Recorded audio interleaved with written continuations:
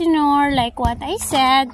Yung mga gwapo kong alaga, magbibigay sila ng flowers sa kanilang teacher. So, dito ko sila pipitasan. Ayan.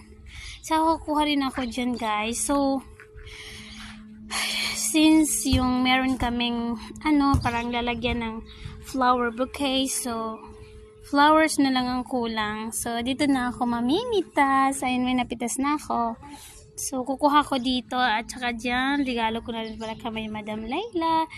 So, bukas ko ibibigay lahat-lahat. Habang namimitas nga ako, nakita ko yung maganda ng mga birds. Oh, yun. So, kasi guys, kung mga ng mga dahon para maganda talaga siya yung outcome niya. So, see you! So, ito nga yung napitas ko lahat-lahat. Ayan. Ito nga yung gagamitin ko. Ayan. Tapos, yan yung mga napitas ko. Ayan. Let's start. So, ganito na nga siya, guys. So, i-wrap ko na yan siya. So, ayan na nga. May nagawa na tayo. May una na tayong nagawa. Diba?